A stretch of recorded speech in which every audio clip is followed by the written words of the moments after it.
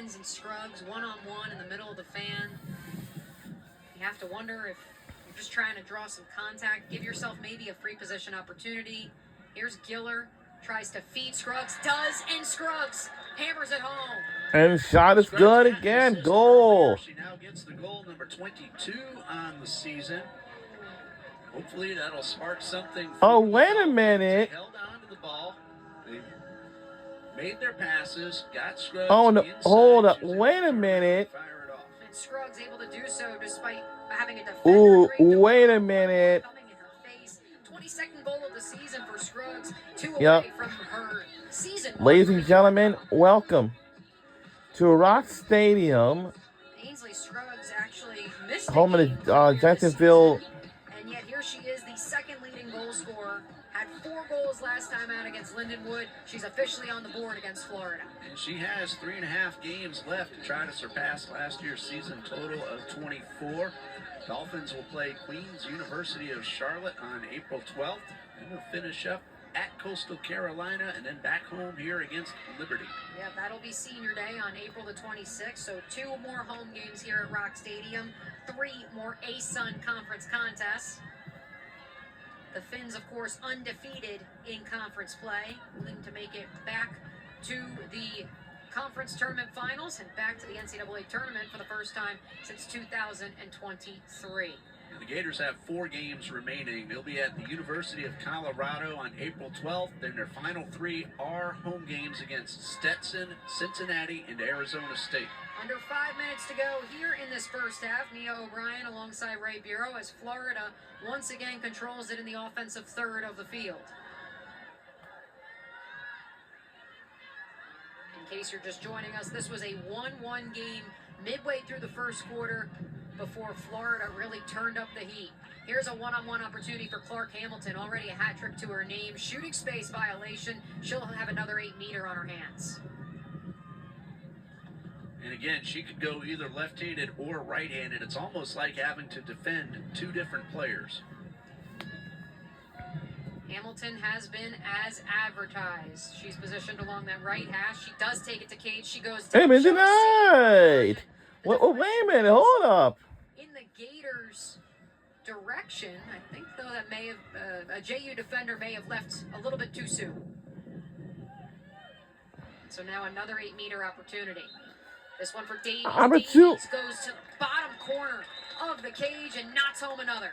And shot's good again. Wow.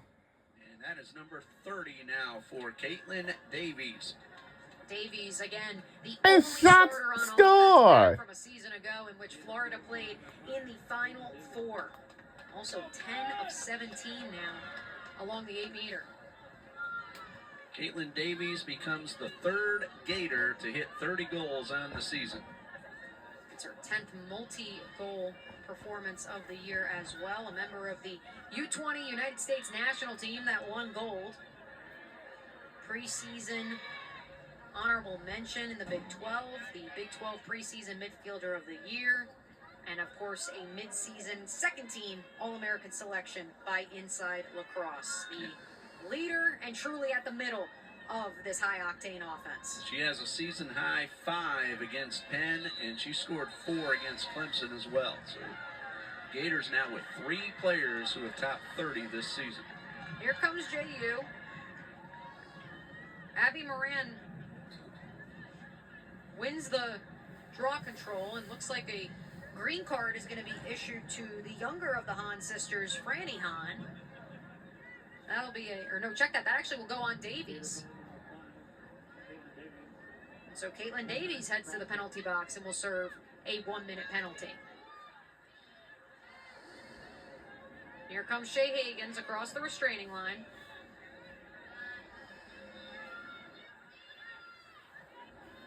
Curious to see if JU goes up tempo like they did on that last offensive possession in which Ainsley Scruggs was able to score. Giller dumps it off for Higgins. Higgins took a gallop as if she was about to shoot, then realized that the referee's hands were up. Shooting space violation, and she will also have an 8-meter chance. She wanted to take that shot, but she has a good opportunity right here. Pulls it back like a catapult along that floating left hash. Rips the shot down low. And goal is good by Jacksonville. The leading scorer for JU this season cashes in on another. 25 goals for the freshman Shay Hagans. And she just shot that right from the top of the arc. Great look at it right here. 50% this season now from the 8-meter. Great ball placement to the weak side of Fennell. One of the toughest saves to make as a goalie, Ray, especially because it requires the rotation of the stick across your body. Well-placed shot and a score for Shay Hagans, the freshman out of Prosper, Texas. For all this talk, of course, of Clark Hamilton, and certainly with the Gators being the number 4 team in the country, playing in the Big 12, rightfully so that she is the front runner for National Freshman of the Year. But Shay Hagans has to be in the conversation for ASUN Freshman of the Season. Well, 25 goals now, counting that one that Hagans just scored. Of course, Clark, we said a lot about her. Really not much more we can say. She is probably the top freshman, but Hagans, like you said, has to be in that conversation. Could even get a couple of votes for that. Davies has been released from the penalty box. She comes away with the draw control victory. 11-3-hour score, under 3 minutes to go here in the first half from Rock Stadium. As Josie Hahn, one of the 4 captains for this Gator team, content to slow things down. One-on-one opportunity here for Hamilton against Maggie Cuddy. Now they go back inside to Monaco. A save by Brooklyn Hodgen. Great job by Hodgen stepping off her line and meeting Monaco at the doorstep. JU pushes it the other way.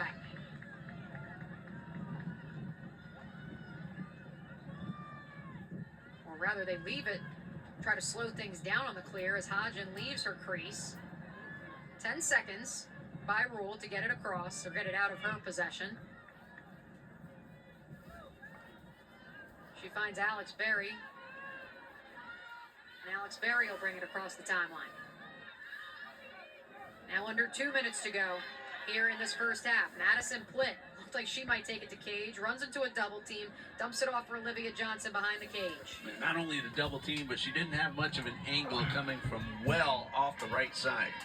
Under 50 seconds on the shot clock. A little over 90 seconds on the game clock. Here's Scruggs, cradling with her left. Dumps it off for Giller, and Giller fires a shot. That's almost wide right, and instead Fennell comes up with the save, and then somehow, some way, spins her way out of the crease. A yellow card is going to be, I believe, on Giller. Jacksonville Dolphins. Alex Berry that'll serve that penalty. Looks like it'll be on Jessica Giller, and so Giller now a 2-minute penalty for cross-checking.